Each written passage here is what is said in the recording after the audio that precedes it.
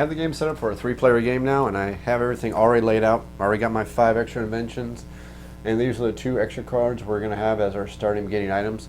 First item we have is the hammer and nails, and that's going to be a 2-use item. Every time we're going to use it, we're going to get a free extra build action to use to help us build these random events, or I'm sorry, these inventions.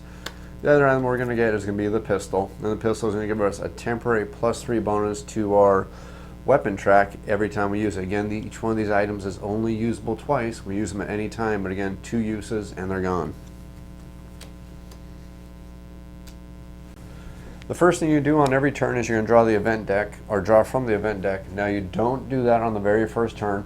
In the very first turn there's a predetermined card that's actually going to be out on your event deck, and usually this is a good card. It's one of the 3 blue cards that are usually a good card, and it's basically going to give you a little bit of a leg up in the beginning of the game. So first round, again, remember the turn order track. We have our event deck, we have our morale, we have our gather resources from the space our camp is currently set up on.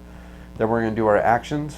We're going to suffer any possible weather actions that are going to happen. Then we're going to have the night phase. So the very first round of the game, playing the castaway scenario, remember our objective is to build the fire and get 15 pieces of wood set out to the side so we can win the game by the 12th round. So bypassing the first round, which is drawing the card, we're going to move to the morale phase. Morale starts at 0, so nothing's going to happen here, so we automatically move on to the 3rd round, which is where we're going to gather some resources. Now to find out what resources you're going to gain is you're going to simply look at the tile where you start off on, and in the basic castaway scenario you always start on the beach, and you're going to get 2 resources, and those are simply denoted by the symbols here. You're going to get the fish, which is food, so you're going to get 1 food, and you're also going to get 1 wood, and that's going to go into your currently available resources, not your future resources. It's very important this goes into your currently usable resources space. So we're going to get 1 food and 1 wood, and again we got to make sure we grab the yellow food cube because these are the kind of food that can go bad at the end of the turn if they're not used. Now that we've done our gather resources phase, we need to decide what actions we're going to take on our turn for all our players. The first thing we're going to do is we're going to use one of the black cubes from our hammer extra bonus card. Now remember, when we take one of these cubes off our hammer card, it's going to give us 1 extra disc to use for a build action only. Now these extra discs cannot work on their own. They need at least one of the player tokens to go along with it. So we're going to take this disc, and we're actually going to have the carpenter be the main person who's actually taking the action. The carpenter and this disc are going to work on the shovel, and since there's 2 adventurers working on that space, it's going to be an automatic success, and we're not going to have to roll. Now if you look, we only have 1 food right now. We're going to need at least 3 food, otherwise somebody's going to be starving at the end of this turn. So we're going to go ahead and place 2 workers on the current event card, which is the food crates. Now the food crates say if during resolution, if we have 1 worker here, we're going to get 1 food. If we have 2 workers here, we're going to get 2 food. So we're going to go ahead and place 2 of our workers there. Next thing we're going to do is we're going to have to raise our morale, and we're also going to get some inspiration tokens. Now you can actually assist other players when they're doing their actions, but you have to decide which player is doing the action. So if we were taking the carpenter and the cook, on any space that says it can have 1 or 2 workers doing it, you have to decide which person is actually taking the action, and that's the one who's actually going to suffer any consequences from that space. So for example, if we did the build action, the carpenter would be the person who would draw the card, and be the carpenter player is going to take whatever action or any consequences that card says. But since we're actually doing the home or the camp improvement action, which is a single worker action only, each player is actually going to take that action independently of themselves. They're going to get the bonus independently each. Now we have 1 worker disc left over from the cook, and the cook is going to go ahead and explore. Now since the cook is coming exploring by himself, he's going to have to roll the dice, which means he's going to risk potentially failing and potentially having to take an encounter. So all the players have agreed what their actions are going to be for this turn. The cook is going to explore. The explorer is going to use 2 workers to make sure they get food for the players. The carpenter is going to use an action to work on building the shovel, and then the carpenter and the cook are each going to improve the campsite, which is going to improve morale, and it's also going to give inspiration tokens to those players so they can start using their special abilities. Now that we've all decided on our actions, we now get to resolve all these actions. Now remember, these actions, even though we handle them in a specific order, they're thematically supposed to occur all at the same time. So any resources we gain need to go in the future resources space that are not going to be available to any other players till all the actions have been completed. So we're going to start with this action space first. and it's going to be the explore action, and this is a pretty simple one. We're going to get 1 food per worker, and the card is going to be discarded. We have 2 workers here, so we're going to gain 2 food, and this card is going to be removed, and we'll add 2 food to our future resources space right here. Now we don't have any cards that are hunting, so we're going to bypass the hunt action, and we're going to move to the build action. And we do have 1 person who's doing the build action, and we're seeing the carpenter is doing the building, and since he has an assistant disc helping him, which is 2 discs, it's going to be an automatic success without a roll of the dice. So we're simply going to take the shovel, add it to our future resources space, flip it over to denote it has been built, so when we re-add it to the game, we'll know it's been built. And that person's action is done. And then we're going to move on to the gathering resources space, which is never done on the first turn because there's no extra spaces to gather resources from, so that's always bypassed on the first round.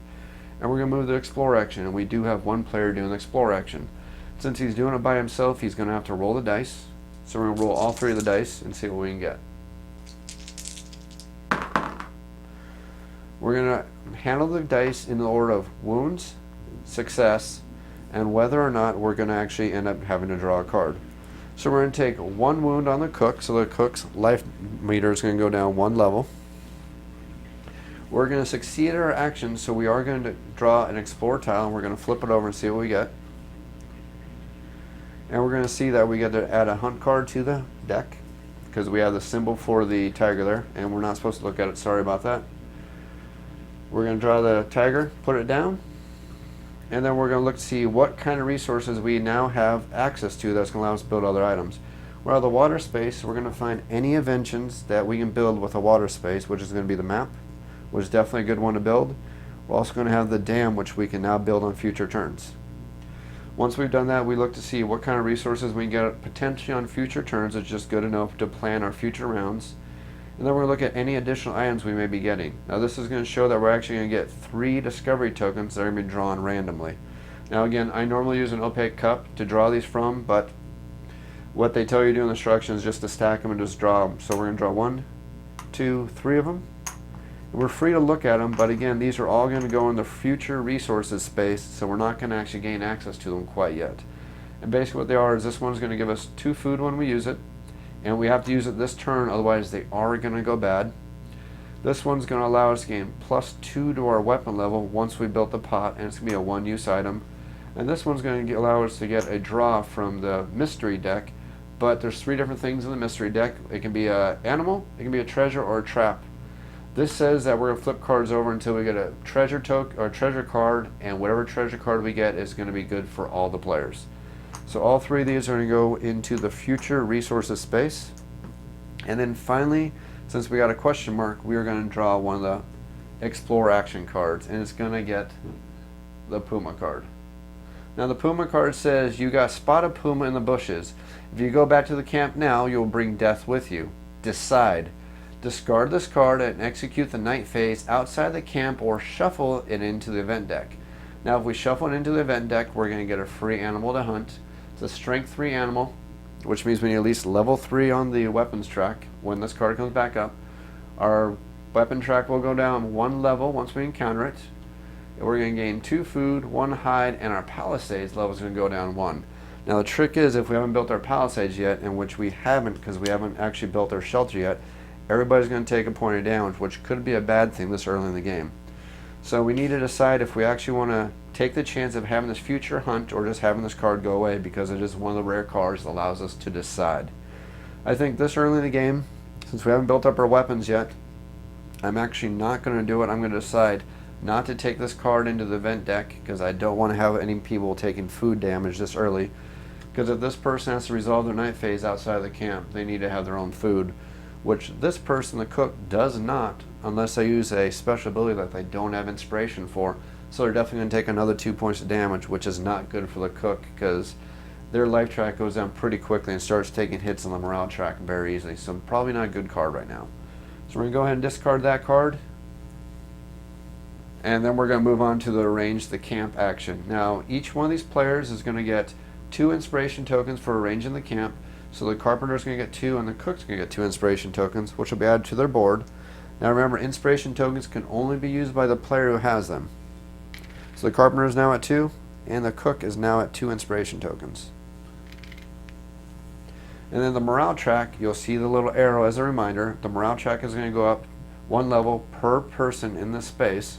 So we're going to go up from level 0 all the way up to level 2, which means on the starting of the next round, whoever the first player is going to gain 2 inspiration tokens. Now we don't have anybody resting in the camp, so now we're all down with the action phase, and now we move on to the weather phase after we do a little bit of cleanup for the end of turn. Everybody gets their discs back. Since this was an extra disc, it's only a one-time use. It is removed until we use a special ability to gain it again. All the resources that are in the future resources space now move into the currently available space. So this shovel is now going to be an item that we permanently have access to, which is definitely a bonus.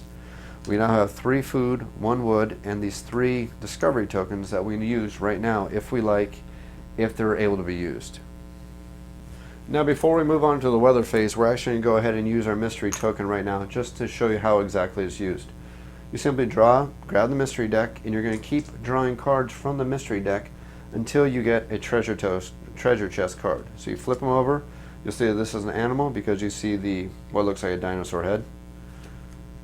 Another animal, a treasure, and we find out that we're going to find the old map. So this is the card we're going to get. The rest of these cards would be shuffled back into the deck. I'm just going to set them on the bottom just to show you quickly, but it would normally be shuffled back in. And we're going to get the old map, which says, you find a map leading to a chest filled with pirate's gold. Each player gains 1 inspiration token, and then you discard the card. So simply give each player 1 inspiration token, which is a nice bonus. Now we have the carpenter and the cook at 3 inspiration tokens, and the explorer is now at 1 inspiration token. Once this token is resolved, it's removed from the game. You don't add it back into the draw pile, it's actually removed, so you don't get it again. And now we move on to the weather phase. Now we don't have any weather effects right now because this scenario says weather doesn't start till the 4th turn unless we had an event that would give us some weather, so we're actually okay for right now. So we're going to move on to the 6th phase. Now the first thing we need to do is we need to decide if we want to move our camp. This is an opportune time to move our camp. Although we're not going to get any wood next turn if we do this, we are going to get food, which is definitely a resource we need. And we need to find a space that's a little more centralized. Strategy-wise, these are usually 2 really good spaces to basically set up your camp in for a game strategy, unless you get really bad tile draws, but those are optimal spaces, so we want to try to head for those. Now that we've decided to move our camp, we're going to have to do a couple things. One, we need to feed each one of our survivors. Now we're playing a 3-player game, so we're going to have to feed each one of our survivors 1 cube. But we have 5 food as it stands right now, so we don't have to worry about any problems right there on the feeding front. Although at this point we have actually taken a point of damage. The cook is down one wound, and you're going to start to see that wounds can get very, very dangerous in this game. So we are actually going to be able to use all these food really quick here. But first what we're going to do is we're going to feed all the players by discarding 3 food. So 2 plus 1 food we're going to discard. And again, this token is removed from the game. And now we come to the bad part of the night phase because we have not built a shelter and there's no shelter symbol in the current space that we're currently occupying. So now every single player is going to take 1 point of damage from exposure to the elements. So we just move everybody's life bar 1 down, heart. This turn of the game, not that big a deal because now we're going to go ahead and use the cook special ability. The cook is going to discard 2 inspiration tokens and 1 food token, which is allow them to heal 2 points of damage to any player. Now they do that 1 per player or 2 on the same player, it doesn't really matter. But what we're going to do is we're actually going to use both those life points to heal the cook up 2 life, and that's going to be the end of that action.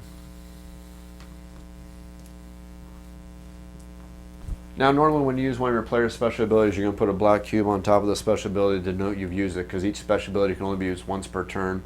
But we're ending the phase, so I'm not going to worry about it because I'm not doing any more special abilities. But in the future, normally you do add 1 token to signify when an ability is used. Now we get to throw away any food because we don't have the ability to store it overnight, and it's going to go bad. So the food is going to rot, which means we need to find food again the next round. We're going to move the time tracker up 1 space. So we're going to go from the 1st month to the 2nd month. And then the first player token is going to move to the next player clockwise in turn order. So we're going to move from the explorer being the first player to the carpenter now being the first player. That's the end of the first round, and now we get to move up to the second round of the game. Now in the second round of the game, we do actually start drawing event cards now. Now the first event card we're going to draw is you go ahead and draw it, and we're going to go and look at it. It says body on the beach. First thing we want to do is look to see what kind of symbol is on the card. This one has a book symbol. Now remember, the first scenario means that anytime you get a book symbol, nothing's going to happen.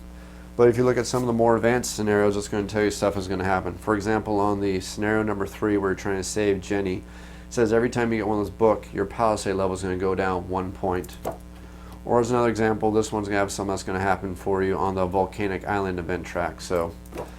But again, nothing's going to happen for us on this scenario, which is a nice bonus. Makes this scenario just a little bit easier. And then it's going to show that in the morning you find a dead body on the beach. It is one of your shipmates. It is not something you like to see in the morning. We're going to lose 1 level morale. We see the arrow, same arrow on here. Shows we're going to go down 1 level on the morale check, so we're going to go down from 2 all the way to 1. So it's definitely a good thing we raised our morale last turn. And then this card is going to be added to the event track on the far, your right, my left side. And remember, this is going to start working its way that way. Now what we need to do to take care of this event card is we need to have 1 worker, and we have to have built the shovel. Luckily we have.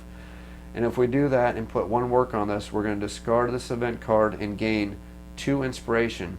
If we fail to do that, our morale is going to go down 2 more points if this card manages to make it off the board. Next we move to the morale phase. Second action. Morale is currently at +1, so whoever the current first player is going to gain 1 inspiration token. So the carpenter is going to gain 1 inspiration token, bringing the carpenter up to 4 inspiration. And then we go to the resource gathering phase, and you look at the current tile you're on, and you're going to gain the resources based on the tile you're on. Now this tile only produces fish, which is food. It does not produce wood. So we're going to gain 1 food token, and we're going to add that to our currently available resources space. Now that we've done the first 3 phases, now we move on to decide what actions our players are going to be taking this turn. Now at this point we have a lot of decisions we need to make because we got a lot of things working against us. First of all, we don't have enough food to feed our survivors at all. We need at least 2 more food to survive. So we definitely need to hunt. We definitely need to take care of this card before it moves off the track, and we need to start building some of our inventions, but we also need to actually build our building here, but we don't have the resources to do that yet either. So the first thing we're actually going to decide to do is we're going to have the carpenter who's going to build the dam. Now the reason why we're having the carpenter do that is they have a special ability that allows them to build something for -1 wood if they spend the inspiration tokens. So we're actually going to have the carpenter do that. The next thing we're going to do is we're going to have the explorer go hunting. Now it doesn't really matter who you pick to go hunting because, well, I'm sorry, I should say it does matter, but the explorer could go exploring with the help of the cook if we really wanted him to. And then we have to decide which actual player is the main player who's taking the action. That's the one who's going to suffer any of the consequences of the card. So it's not quite that important this early in the game right now. But just to show you what it looks like, I'll actually show you 2 players assisting each other so you can see how that works. We're then going to have the cook work on taking care of this event card. And then we're going to have our 2 remaining tokens who are going to work on exploring the board. Now this is going to be kind of risky because we're going to have to roll the dice here. And we're going to have to roll the dice here for the dam. So to avoid that, we're going to go ahead and use the last use of our hammer and nails. We discard the last black token off of it. This card is removed from the game, and it's going to give us 1 extra building for the building action. We're going to add this to our carpenter, which means this action is automatically going to succeed, which means we're going to get 2 food, which is something we need right now, especially since that's food that doesn't go bad. Now we have some good reasons why we chose which players we did for doing these actions. We chose a cook to handle this action because whoever completes is going to get 2 inspiration tokens. Now if the cook ever has 3 inspiration tokens, they can create 1 food for free by spending those 3 inspiration tokens. So it's always good to make sure the cook has a couple inspiration tokens for that special ability. These 2 guys, it wasn't that important for this except for the fact that the explorer has a lot of hit points he can take worth of damage before it's going to start costing morale for the group. And of course the carpenter has a special ability that he can spend 1 less wood when he builds something if he spends inspiration tokens.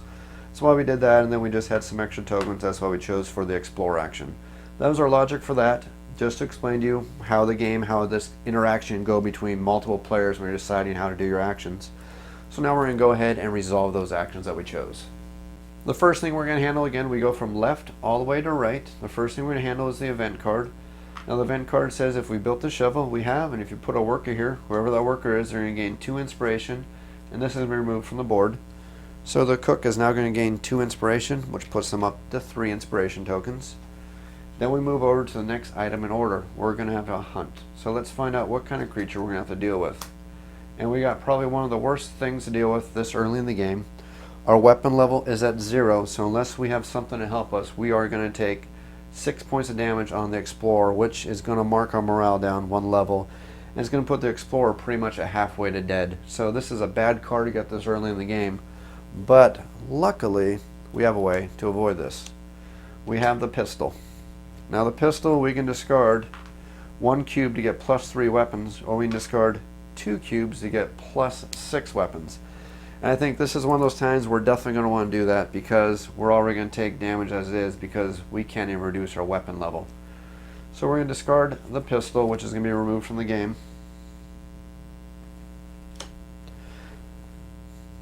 And just to show you, it's +3 to your weapon level per discard, so that's going to be a total of 6 on our weapon. 6 is equal to the bear's weapon, so we're not going to take any damage from not having the required weapon stat, luckily. Now, unfortunately, we do have a slight dilemma here. We are required to lower our weapon level by 1, and our weapon level is currently at 0. Now remember, the law of supply and demand in this game says if you cannot supply a certain demand in the game, people are going to take damage, and this is one of those instances where everybody's going to take damage. So since we're unable to reduce our weapon level by 1, every player is going to take 1 additional point of damage right now.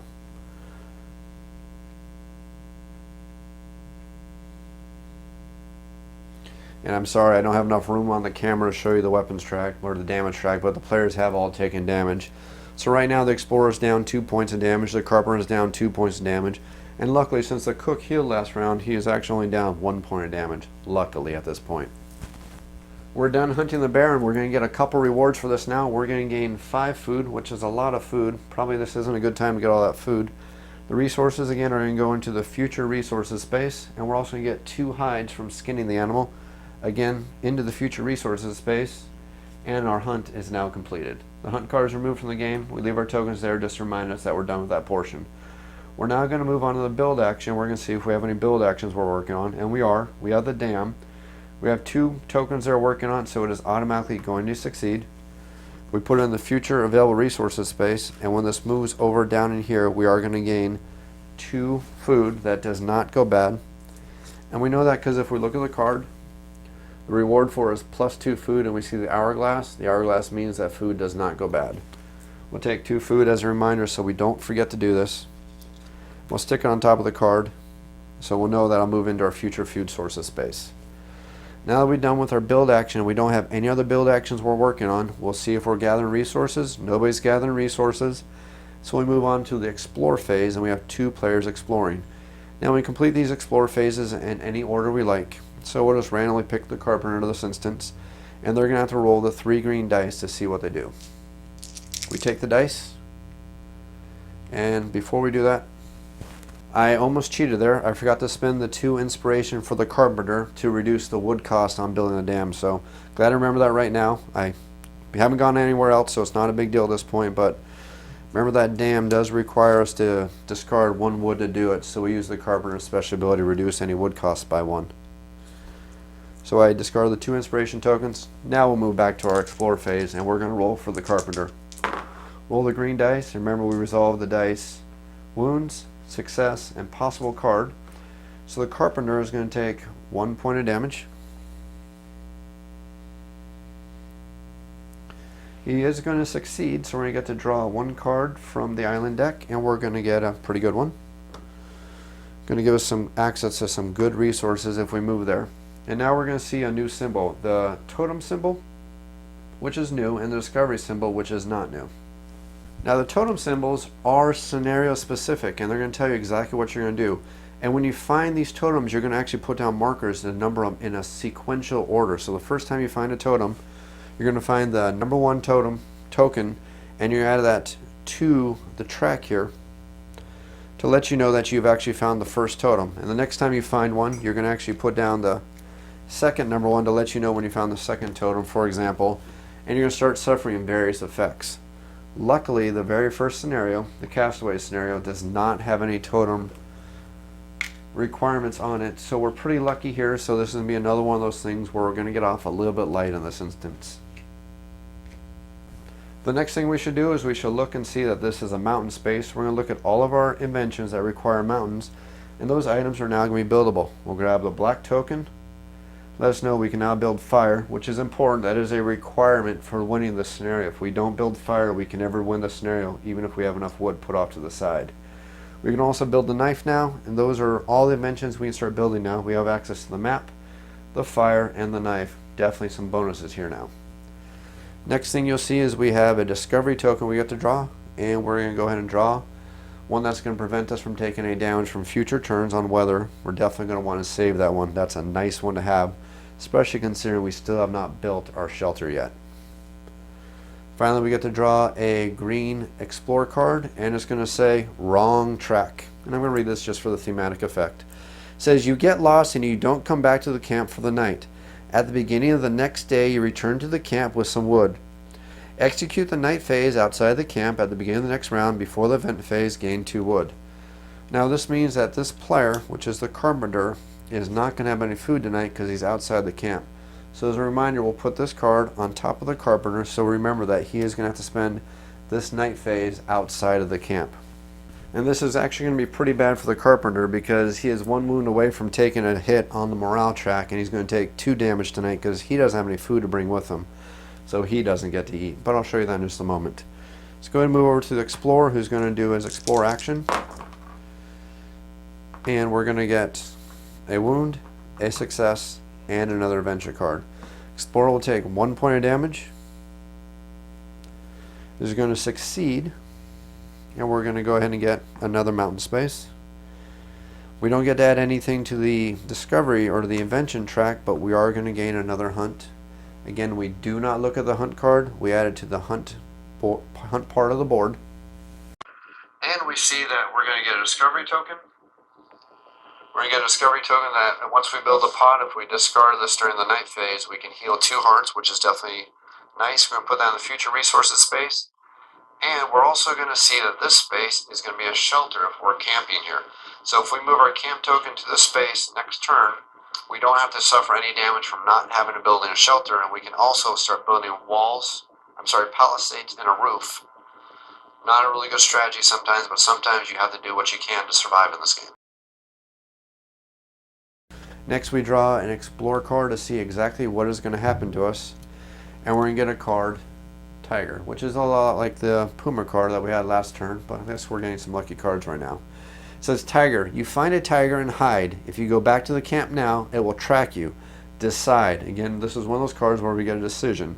It says, discard this card and execute the night phase outside the camp, which means that this person will also take starving damage if we do that. Or shuffle the card into the event deck, and then we're going to have to fight this thing when it comes and attacks us. It's a strength 4 tiger. We definitely don't have the weapon strength to take it out. It's going to do 1 damage to our weapon track when we do have to deal with this thing, but it's going to give us 2 food, 1 hide, and 1 damage to our palisades once this card comes back. The question we need to ask ourselves, is it worth the risk of adding this to our event track just to guarantee that we're going to get some food? Well, looking at this logically, we know that with our current weapon level, this thing is going to do 7 points of total damage to all our guys. We're going to take 4 points damage to whoever has to deal with the creature, plus each player is going to take 1 point of damage because we definitely don't have the weapon level to decrease yet, so this is a bad card to come back. Plus we already have a card that we can start hunting for, so we're not really hurting for food quite yet in the game. So I think we're going to err on the side of caution again, and we're actually going to discard this card and not have to deal with it. We're done with the explore phase, and we don't have anybody working on the camp, and we don't have anybody resting, so now we get to move to the cleanup part of this phase. All these tokens or future resources are going to move down into our current resources space.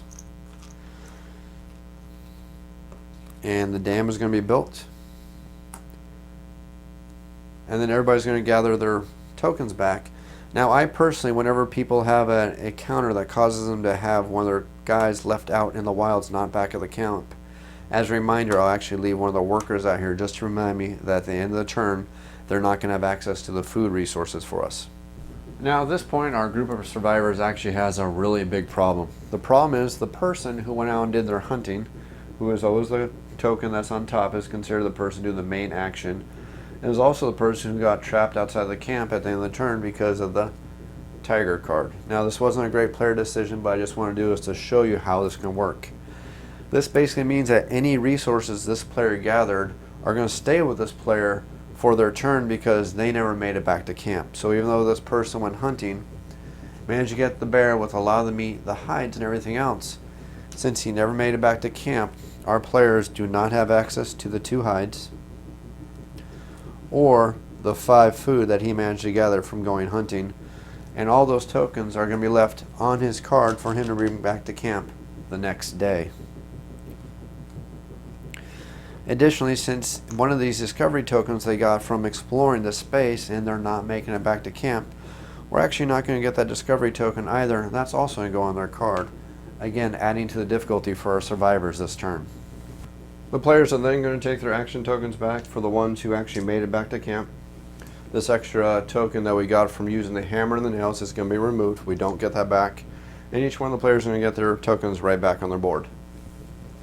Now that we've got our resources and our action phase done, we're going to move on to the weather phase. Now again, we're pretty lucky the first couple rounds of the castaways phase, there's not going to be any weather tokens unless we've had some bad luck for one of the either event deck or one of the decks of adventure cards. So we're going to move on to the night phase. Now the night phase is going to be a little bit tricky, but this is why I basically chose the actions I did. They weren't the best decisions I could have made, but I want to do this just to show you how the game can get a little bit of complexity going on during the night phase. The first thing we need to do is decide if we want to move our camp, and we're definitely going to do that because we want to be on a space that's going to provide at least 2 resources if at all possible. And this space provides food and wood, so we're definitely going to move our camp. Once we move our camp, we needed to see if we're managed to build our shelter. We have not built our shelter yet, and we also need to feed all our survivors. So the first thing we're going to do is we're going to go ahead and handle the food part.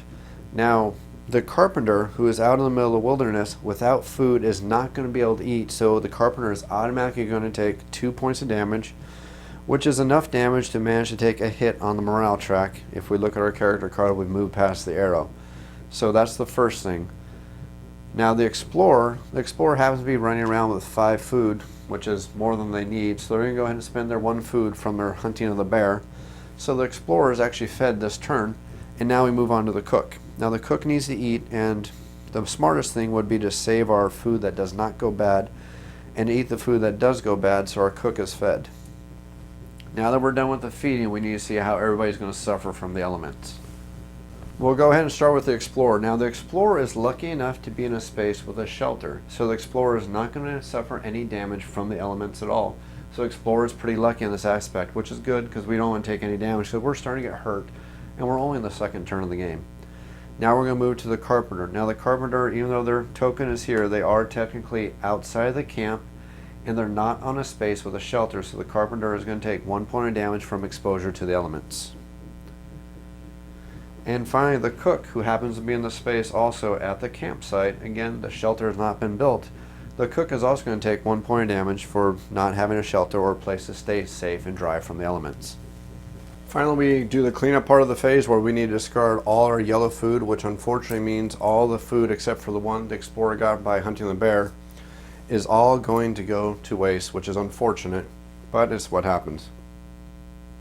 Next thing we're going to do is remove the round turn up to turn number 3, and we're going to remove any black tokens from any spaces from players who did special actions as a reminder, and then we're ready to begin the next round after we pull these tokens back so we don't forget about them. Now before the event card happens, the players who were out of the camp are going to return to their camp with their special rewards that they got from being out of camp, if they had any. So the carpenter is going to return to the camp with 2 wood, which is what the explorer card said, and it's going to go in our available resources space. And then the explorer is going to return to camp with the 2 hides they have left over from skinning the bear. And they also get their discovery token right there. And then we can go ahead and discard that green card, letting us know that it's been taken care of.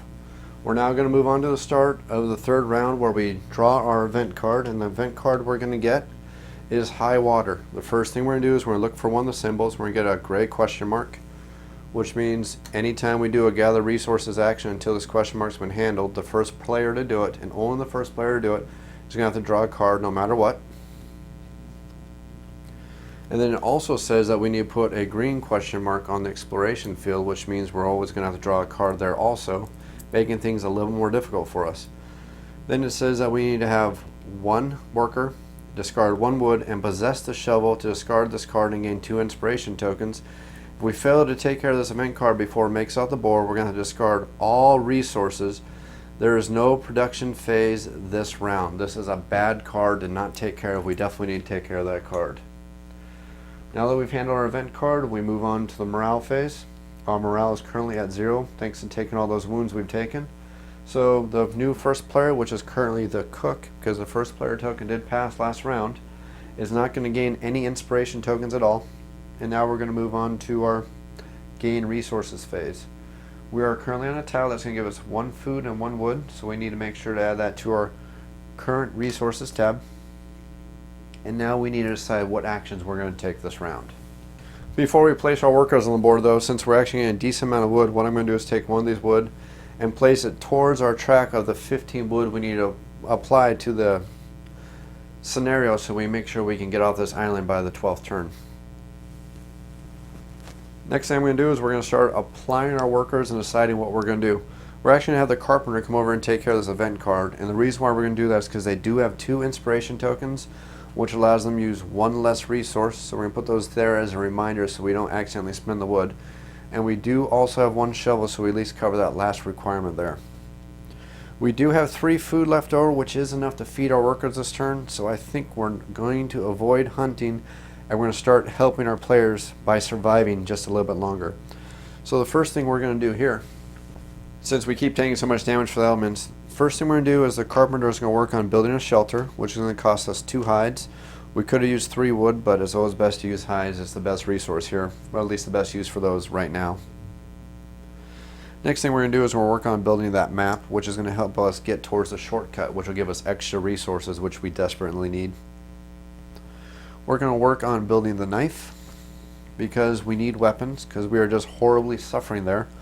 And as a matter of fact, we're going to spend 1 worker over here to actually work towards building our weapons and increase our weapon skill. And finally, we do have 1 worker left, which is the cook. Now, the cook is going to go ahead and try to help improve our morale.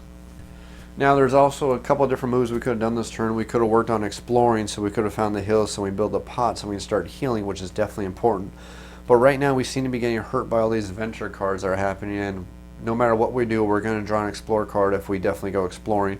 At least a guaranteed minimum 1 explore card. And I'm really starting to think we need to start working on consolidating, getting some of these inventions out to start helping our party as much as possible right now. So I think these are the actions we're going to take. Again, we're going to start with the event card. We're going to go ahead and resolve it. We're going to spend those 2 inspiration tokens so we don't have to spend the wood. This event card is going to be taken care of, and the carpenter is going to gain 2 inspiration tokens.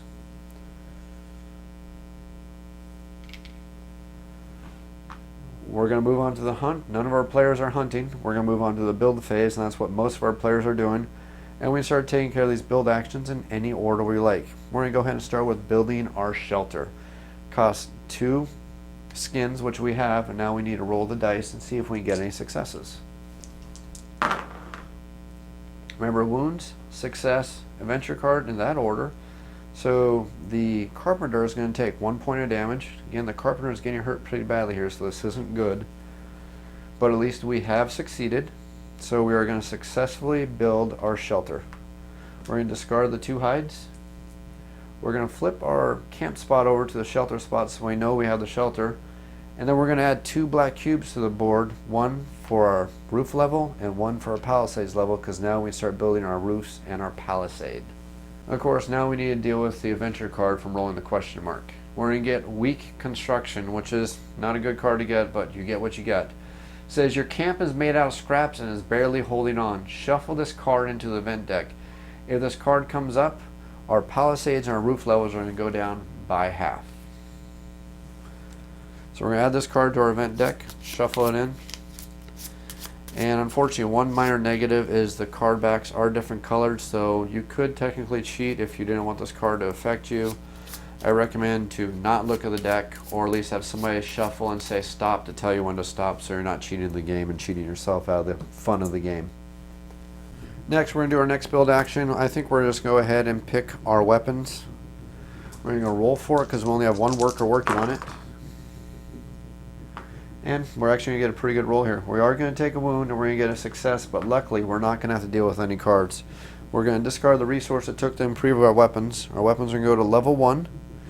And the cook who was working on the weapons is going to take 1 point of damage. If they take 1 more point of damage, we're going to lose a level of morale. And now we have 2 more build actions to take care of here. We're going to go ahead and take care of the map now. Roll, and we are going to get a wound, a success, and an adventure card. So the explorer is going to take a wound. Explorer is actually doing okay on wounds. They actually have a lot of hit points, so they're doing okay. We're going to succeed, so we are going to build the map, which is going to give us an additional worker whenever we take an explorer action. Definitely a bonus. And of course, now we have to deal with an adventure card. We're going to get the Hungry Predator adventure card. This card says, while working, a hungry beast visits your camp. Decide to take 2 wounds, lose 2 food, lose 1 hide, and discard this card, which we can't cover, or discard 1 food and 1 palisades and shuffle this into the event deck. So basically at this point we're going to take damage, or we're going to take damage. I guess we're going to take some damage. Luckily, at least we can handle the food requirement of this card, so we're going to discard 1 food. And then we need to reduce our palisades level by 1. Unfortunately, our palisades is currently at 0, so the law of supply and demand, if you cannot make a demand, somebody's going to suffer. And it looks like our entire party is going to suffer in this case, so everybody's going to take 1 point of damage. Now, unfortunately, this is going to make the carpenter and the cook go past one of the arrows, so we are going to take 2 hits on the morale track. Definitely not good. And to add insult to injury, our carpenter only can take 4 more wounds before they're defeated. This card is going to be added back into the event deck, and again we're going to shuffle until we have somebody say stop, or if we can be honest, we just look away and shuffle and see whatever card ends up on top. Okay, we're getting kind of hit a little bit hard, and this is early in the game. This is probably looking at one of those games that I'm not going to win, but we're going to go ahead and continue with the round. We have 1 more build action to take care of. We're going to try to build that knife. And now you get to see what happens when we fail. We're not going to take a wound, which is definitely good, and we're not going to succeed at building a knife. We're only going to get 2 inspiration tokens, which is unfortunate because we really need that knife, I think. So we're going to take those inspiration tokens, which are going to go to the explorer, and then we're going to have to suffer an adventure card.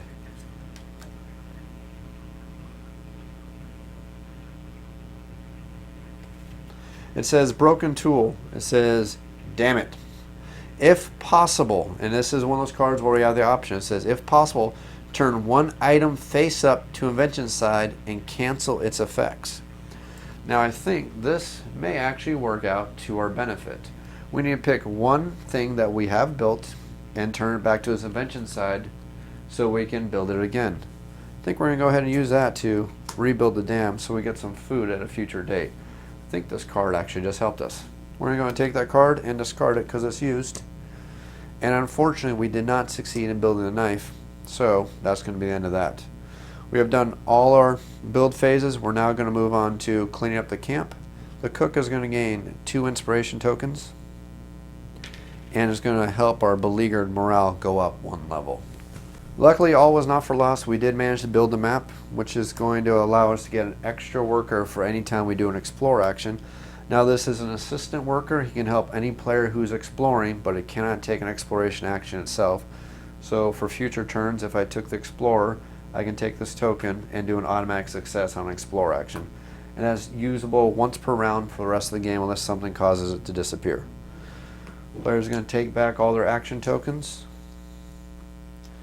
And we're done with that phase of the game. We're now going to move on to the weather phase. Now at this point in the game, I want to show you what would happen when we get a couple rolls on the weather dice, because I think you've seen enough rounds of the game and this is turning pitiful and I'm pretty sure I'm going to lose this game. So I'm just going to show you how the weather works. We're going to advance the time track. Oh, let's go ahead and advance it all the way to round 7 where we have to roll 3 dice. We simply roll the dice the game tells us to roll, and we have to suffer any of the effects it tells us to suffer. The first thing we want to check out is the weather dice, and we'll put this die off to the side for a moment. And the first thing we want to look for is any possible snowflakes. And again, that looks like that. It's the die that has a little snowflake pattern on the bottom underneath the cloud. Luckily, we didn't get that. If we did, we'd have to discard 1 wood per snowflake we see face up. Next thing we count is the total amount of clouds and compare that to our roof. We have 2 plus 1, 3 total clouds minus 0 from our roof, so we need to lose 3 wood and 3 food. And for every one we cannot afford, supply and demand, if we can't make it, everybody's going to start taking damage. So we're going to discard 2 food and 2 wood, and we need to discard 1 more wood and 1 more food, which we do not have at this point. So each player is going to take 1 damage for each resource we can't make up for. So that's going to be 2 points of damage for every player, and notice we don't have any food left over anymore. Of course, that just happened to be enough for us to take 2 more hits on the morale track. You know, when it rains, it pours, literally. And now we have to handle the hunt die, which is going to tell us to discard 1 food, which we cannot do. And you may be shocked to hear that everybody's going to take a point of damage, which is actually going to cost us another morale hit. Luckily, the morale track can never go below -3, which is a positive. Unlike some of these other tracks, like for instance, the weapon track is not limited to level 6, which is what the ellipses mean. It tells us we can go past level 6. So that's kind of nice to remember. But the morale track can never go below -3 or above +2 or healing. Now that we're done with this pretty drastic weather phase, it's time to move on to the night phase. Now for the night phase, we choose to move our camp, which we're not going to do. We're actually in a pretty pristine spot to have our camp. We have some good resources, plus access to the remaining spaces, all except these 2, to explore. So we're going to keep our camp in place. So now the first thing we must do is we must feed our survivors. Unfortunately, we do not have any food, so we're basically out of luck in this instance. Now, if you're watching and keeping track earlier in the game, you would have seen that the cook actually had some inspiration tokens left over, which would have been enough inspiration to at least buy 1 food. But I want to show you how this game can be a little bit challenging at times. The carpenter only has 2 wounds left over from all the damage we've been taking throughout the game. Now, if I didn't have those inspiration tokens on the cook to at least make 1 food, I couldn't feed anybody. And what happens if you can't feed people? Everybody's going to take 2 points of damage if they're unable to eat. So if I couldn't feed the carpenter, he would take 2 points of damage, and as soon as 1 player is killed, everybody loses the game. So if that's actually what would happen, we would have lost the game right here at this point. That just goes to show you how challenging and how drastically things can change for the worse in this game. I think you got a rough idea of how to play Robinson Crusoe, and I'm almost afraid this video is going to run at the hour and 20-minute mark at this point, so I'm definitely wanting to cut it short here. I really don't want to contest with Avatar the movie for length of a video, but I definitely love giving people the idea of how a game is played. Hope you enjoyed this overview and this sample gameplay. I'm going to go ahead and give you my final thoughts on the game and tell you what I think about Robinson Crusoe.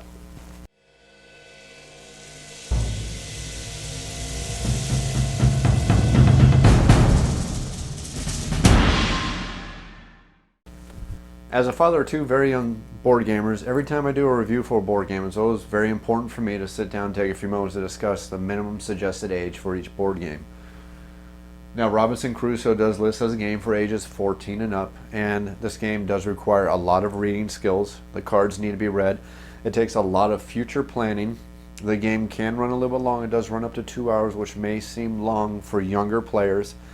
And additionally, the game can be pretty darn brutal sometimes, especially if you're having bad luck on your dice rolls, bad luck on your card draws, and you're getting bad luck just generally all around because it seems like all the bad things that could be happening just happen to be at the beginning of the decks, and you're getting all those bad hits really early in the game.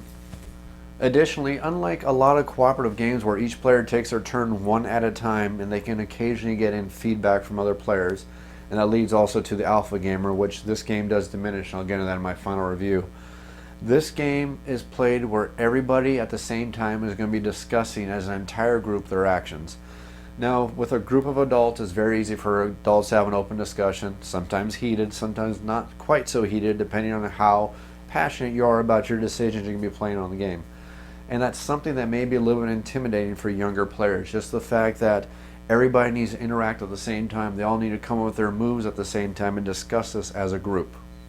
On top of that, this game requires a lot of future planning. I'm sure you saw in the turns I was playing that it never seemed like there was one best action to take. It seemed like at multiple times you're constantly concentrating on multiple actions to get multiple resolves to try to most efficiently survive what the prior turn has managed to throw at you, whether it's because you didn't have enough food, whether it's you don't have the right resources, you haven't built the right inventions, your last hunt was especially brutal towards one of your hunters, you're hurt, you're injured, you need to heal, you need to get your structure built because you're going to start taking weather damage, the weather die's approaching, the goal for the scenario is starting to pile on.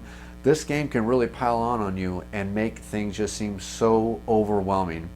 And I think that's why the game has a higher suggested age. Again, it does list as an minimum age of 14 plus. Now, it doesn't mean that a family can't play and enjoy this game. This game can definitely be enjoyed by a family. It does play with up to 4 players. And that does mean that if you have players who are under the age of 14, it can help to have an adult or a parent present to kind of help, I hate to use the word goad, but to help, I don't want to say suggest either, because you're not suggesting for them what to do, but to help them see the overall picture. And that can allow you to start including younger players into the game, such as possibly even as young as 10 years old. I wouldn't go much younger than 10 years old unless you want to make this more of an educational experience, and I have done that. I'll get to that in just a moment. But as I was saying, I think if you want to make this an experience where you want to play with younger, under than 14 years of age, you can probably go as low as 10. But I think anything under the age of 10 is just going to be too overwhelmed with the reading, the future planning, the constant decisions, how this game can be random enough and feel brutal where you are constantly having to monitor so many things. You have to monitor resources, you have to monitor various tracks, you have to be constantly looking at so many things that you have to be figuring out every turn, that I think anybody under the age of 10 is going to be far too overwhelmed, unless... Now, some of you may remember a classic computer game came out in the 80s called the Oregon Trail. Basically, in the Oregon Trail, now some of you are going to have flashbacks going, whoa, that's 30 years ago. Sorry, I'm showing my age here. Okay, I'm barely 30, but I still remember the Oregon Trail. Anyways, in the Oregon Trail, basically what players had to do in that game is they had to take their family, get across the country, and survive things like dysentery. And most of us didn't even know what the heck dysentery was back in the 80s, so we had to look it up, so it was educational. My point is, you can make this kind of an educational experience for younger players if you take it with the viewpoint of you're educating your kids. And it seems weird, but with the basic Castaways scenario, you can actually do this. And basically what you're going to be doing every turn, and again, this is if you want to involve younger players under the age of 10, is you present it as a learning experience. You can say, look, we as a group, we need food. This is how we're going to get the food. What do you guys think we should do? Give the players, your younger kids, 2 or 3 options to say, if we do this, this might happen. If we do this, this might happen. If we do this, this might happen. What do you think is the best suggestion? And by doing that, I've actually been able to bring my younger children, 5 and 8 years old, into the game. Now, of course, that means I'm doing all the reading for the 5-year-old. Now, the 8-year-old is a good reader. He can read all the cards just fine. The 5-year-old is still a beginning reader, so for him, I'm doing a lot of the reading. But I'm kind of using the game as a learning experience. And again, using the model from that classic Oregon Trail computer game, which has actually been remade for the iOS and the Android if you're curious. But I'm basically using it as a learning experience, just helping the younger child start looking at the bigger picture. Now I am doing extremes amount of hand holding, of course. I am just basically showing up to 2 or 3 possible actions and letting him see the consequences of his actions. And believe it or not, by doing that, he is actually staying engaged. He's enjoying that because he's getting time with his father. Kids love spending time with their parents. Especially when the youngest one gets the brother involved and dad's involved and all 3 of us are playing games together. He actually likes it because he feels involved. But I noticed I was able to keep my 5-year-old engaged for an entire hour and 20 minutes it took us before we finally lost the game. We actually made it to the 10th round before something happened, and I think I was attacked by a bear, or my oldest child was attacked by a bear, and we didn't have enough hit points, and whoever it was, they died. Of course, I said knocked unconscious and explained to my child that we lost, and everybody had a lot of fun, but again, I was able to use it as a learning experience. Again, my point I'm just trying to make, though, is that this game is definitely not made for younger players, but if you want to make it, use my example, you can actually include younger children into the game as a family teaching type thing, but otherwise, I would definitely say that Robinson Crusoe is meant for, I'd actually probably say 12 and up. I think if you have a pretty bright 10-year-old, they can be involved in the game, but I definitely want to have a 10-year-old thrown in a ring with 3 other adults because they're probably going to get overwhelmed too quickly. Now, Robinson Crusoe is a game for 1 to 4 players, and this is a true solo game, unlike some other games that are cooperative, where they say they're cooperative, but it still requires one player to control multiple characters, whether it's such a games as Sentinels of the Multiverse, where you're required to have at least 3 heroes in the game, so you can play alone, but you have to control all 3 heroes. Robinson Crusoe is unique in the fact that you can actually play with only 1 survivor on the island. There are some different modified rules, such as the fact that you're going to get a couple NPCs to help you. Now it's going to help make the game a little bit less challenging, because with 1 player the game is extremely challenging without some extra help. Plus the morale track is going to be a little bit easier to track, and the game does have some ways to help balance it, which is really cool. This game does seem very well balanced from 1 to 4 players. I have played it from 1 all the way up to 4 players, and again, by 4 players I'm saying 1 to 4 survivors, and I've actually noticed the game seems to be pretty balanced for the most part. Now, this game can be very random at times. And I have noticed a 4-player game where we were completely wiped out, which I thought we would probably have a better chance because we have more workers. And I've also had a 1-player or 1 adventure game where I actually breezed through it because all the cards just happened to be right. I think at this point I am going to definitely say the game does not seem to be skewed to a better player count difficulty-wise. And as a cooperative games are always great and fun with more players. Additionally, when you add more players to this game, the time to play the game doesn't extend too terribly, and that's simply because all the players are going to be taking all their actions at the same time as a group, and then you're going to see all the results, and that's not really going to change too much when you add extra players. It may add minuscule amounts of time, but comparatively to other cooperative games, the gameplay is not going to extend too much. Basically, Robinson Crusoe, I think, is a good game to own anywhere from 1 to 4 players.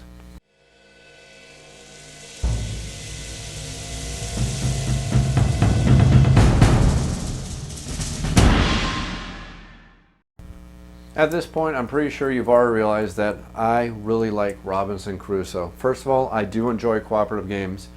I like the fact that you're working in a cooperative game as a team and everybody's working towards a common goal. It's something I really do enjoy. Now, while I also enjoy my backstabby adversarial type of game, sometimes it's fun to work together with other players as a group to try to come to a solution and work through a problem and win as a group. Sometimes it's just a good thing to do, and it's something I really enjoy. I think Robinson Crusoe is a fantastic representation of the co-op genre.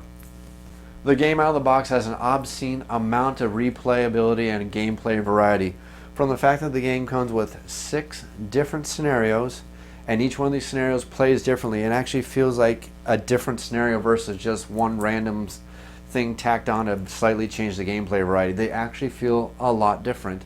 Not only that, Z-Man Games has made available 2 more scenarios that you can download, bring the total amount of scenarios to this game to 8, which is a lot of variety. Not only that, you have all these event cards. Now, on the average game, you're probably only going to have 12 event cards. And I'm sure you can see how thick this event deck is. There are, if I'm not mistaken, 70 or 90 event cards. I'd have to double check. But that is enough event cards to guarantee that no 2 games are ever going to play exactly the same.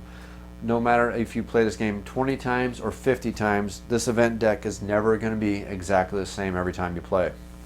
Not only that, you have the added randomness coming from these adventure cards that you're going to add to the game. Now, you never know which adventure cards are going to be added to the game. You never know when you're going to win your dice rolls, you're going to fail your dice rolls, when you're going to have to go after certain resources. I've played games where I've probably only used 1 of these resource cards, yet we did tons of explore actions and actually ended up getting a lot of these explore cards in my event deck, which made the event deck play differently.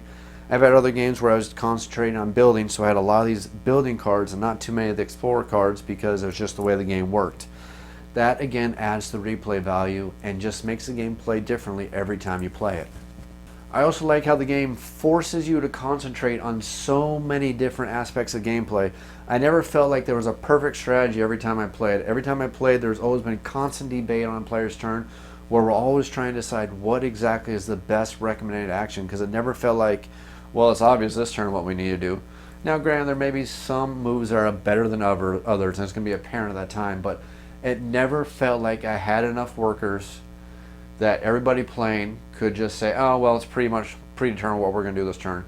It always felt like we were constantly saying, yeah, we need to do this. Oh, gosh, we need to do this too. Oh, man, we need to do this. If we don't do this, this is going to happen. We got to be doing this. It constantly felt like a constant battle against the game where we never felt like we always had the upper hand.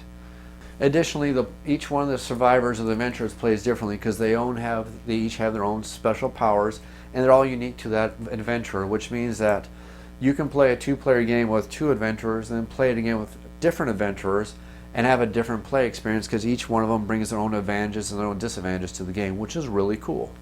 Additionally, if you're a perfectionist, and I didn't actually show you this, but each one of the scenarios is actually scored at the bottom. There's a victory point track at the end of it. So your first objective, obviously the first couple times you're going to be playing this game, is just to survive these scenarios. But once you start getting the scenarios down, you get better at the game and start learning the minuscule tactics of the game, you can start keeping score and try to increase your score, and it allows you to start keeping track of 1 player, 2 player, 3 player, 4 player, the date, and your final score, which is kind of cool. Now, I personally, I hate writing on any board game I have, so I'm going to use a scratch paper, which I've been keeping in a notebook in my game box to keep my scores. But if you really wanted to, you can just start writing on these scenarios, or photocopy them, use them that way too.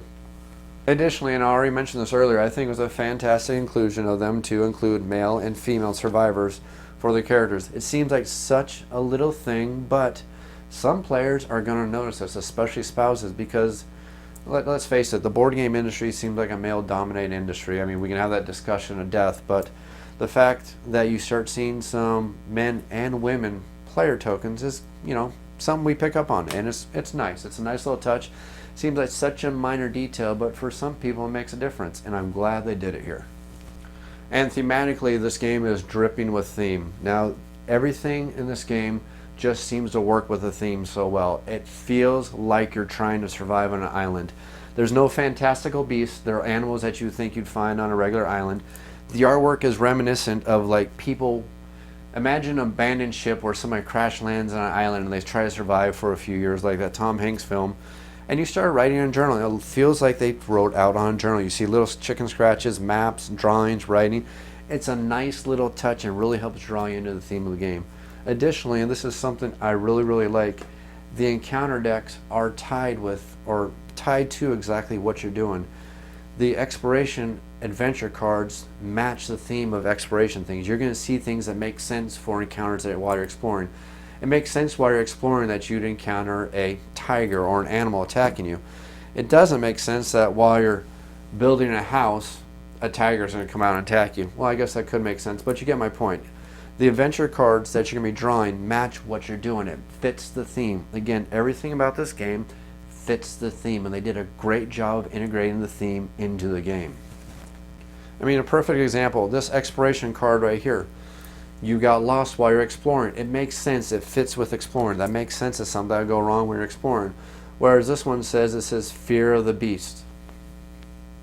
I need to double check this card, but if I remember correctly, this is one that means you got to spend more money for all your buildings because you're afraid of everything, so you're making everything doubly good.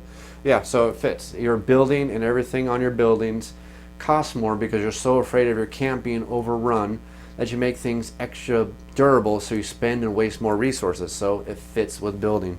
Again, it matches the theme of the game. I just love how they did that. Even the mystery cards just seem to match. You find an old map. It makes sense you'd find an old map on an island in the middle of nowhere. I also like how the game has a lot of options when you're playing the game. It never ever feels like you only have one optimal decision tree in which everybody in your group should go down and what special actions or specific actions everybody needs to be taken on the turn. It constantly feels like you're constantly agonizing this game over we need more workers to get our actions done because we have to do so much just to survive for another turn. You need food, you need wood, you have to satisfy the special requirements for each scenario. It constantly makes you feel like you're overwhelmed. And now we get to what I mentioned earlier, the alpha gamer problem, which I think Robinson Crusoe does a fantastic job of minimizing. And the reason why I say that is because all the players are going to be taking their actions as a group. Now, if you play other cooperative games where it's turn by turn by turn, it's easier for an alpha gamer to dominate those games because it's only one player taking their actions. And it's easier for other players to suggest to that one person what they should be doing on their turn, because they're going to be getting feedback from everybody and they're basically going to take the best suggestion and run with it. Now this game becomes a little more challenging to do that because everybody is deciding as a group all together what they're going to do with all their actions all together. Now of course you're never going to perfect the alpha gamer problem in a cooperative game, but I think just the fact that everybody is acting all together all at once has done a decent job of diminishing that alpha gamer problem. Now I may not be the perfect person to comment on that because I really don't have that in my gaming group, but I have tried to analyze this game and try to, well, I hate to say I was a little bit of a jerk a few times. I was playing this game and trying to see if the alpha gamer mentality could ever stick out in my play group, and I was pretty much shot down pretty quickly by my play group. I don't know if that's because they were expecting it or if, you know, we're all pretty much type A personalities, so we probably don't accept it anyways. But in my mind, honestly, at this point, I think the fact that everybody works together as a group and everybody goes at one time has done a decent job of diminishing the alpha gamer mentality. I also have to say that I think this can potentially be one of the most brutal cooperative games I've ever played. This game can be very challenging. You're constantly needing supplies. You need to have food, but not too much because it's going to go bad unless you have items like the cellar. You constantly need wood, especially for scenarios that require you to build it, but you can't be constantly going after wood when you need food to survive, so you need to balance where you're going to go after.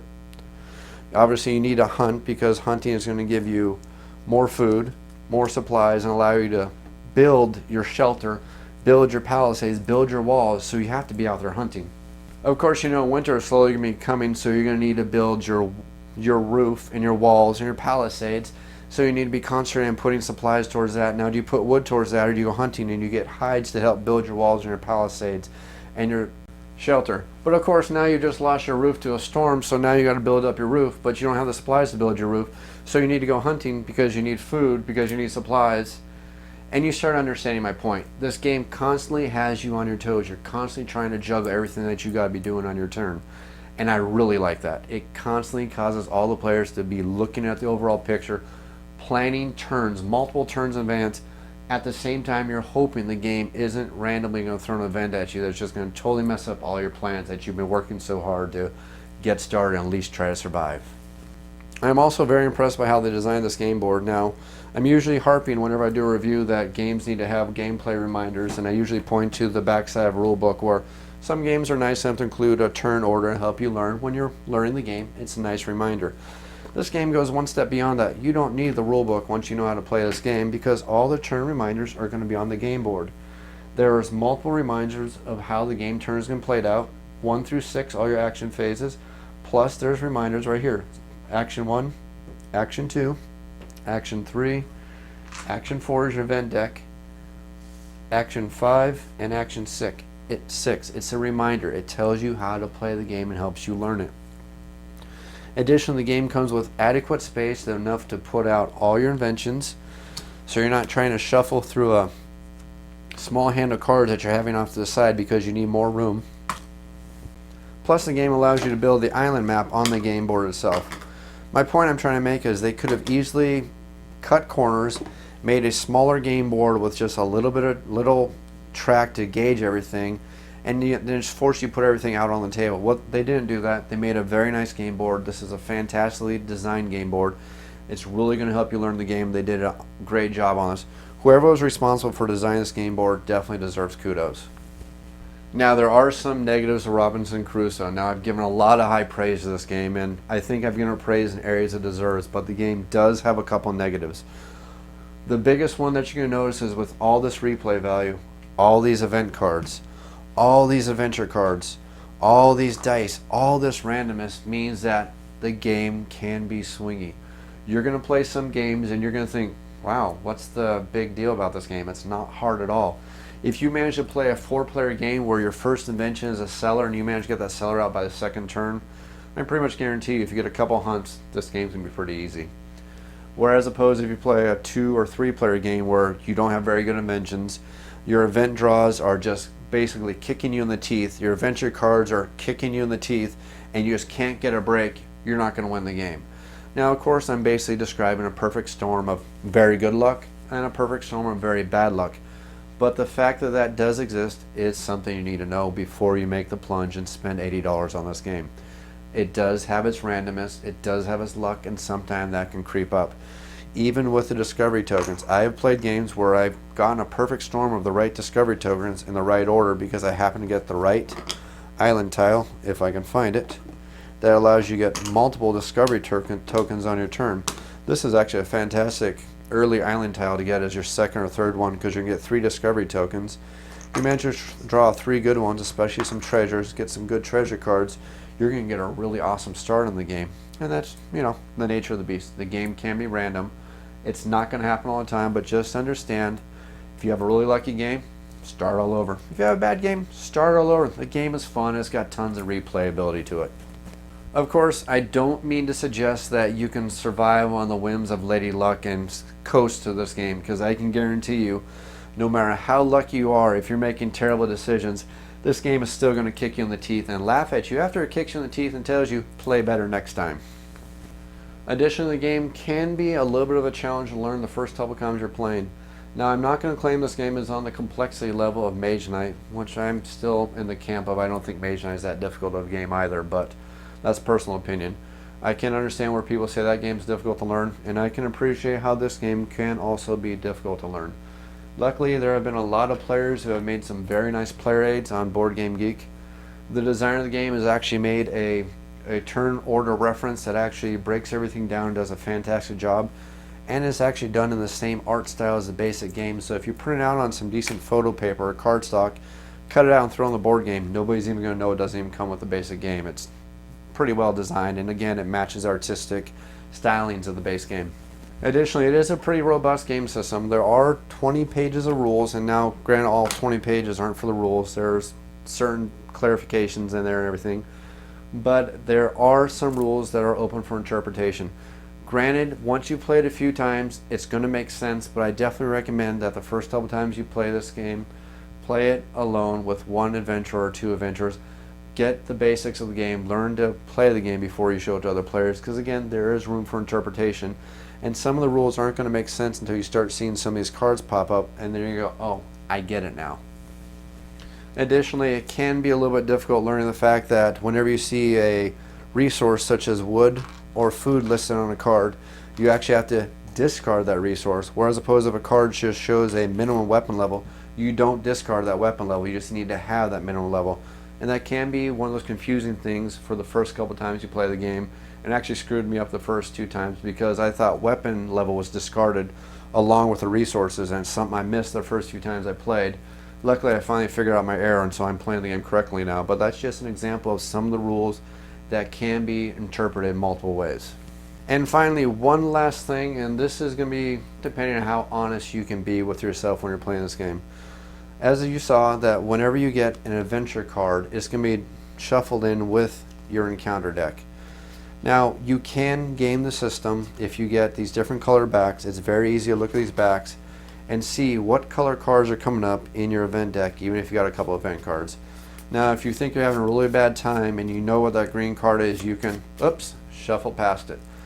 Now, it depends on how honest you want to be with yourself. You can always cheat at any game. You can always roll the dice and say, oh, I don't like that result, I'm just playing, who cares? But you have to be honest with yourself and just know that you can game the system that way. If you're playing with people who you're afraid may do that, my best recommendation, this is what we did, is we just had somebody shuffle the cards away so nobody else can see it, and somebody sitting over here who couldn't see the card said stop. So you basically shuffled till they said stop, and that becomes your new top card. That's what we did just to prevent anybody cheating. I don't think anybody would, but that just kept everybody honest and fair. At this point, I feel like I've gone way, way, way too long-winded on this game, but I think this game deserves everything I've said about it. Robinson Crusoe is a fantastic cooperative game. If you enjoy cooperative games, if you enjoy the theme, heck, even if you don't enjoy the theme, if you enjoy cooperative games in this style of game, you owe it to yourself to check out Robinson Crusoe, give it a play, and I bet you're going to want to add it to your gameplay collection. This has been another off-the-shelf board game review. Thank you for watching.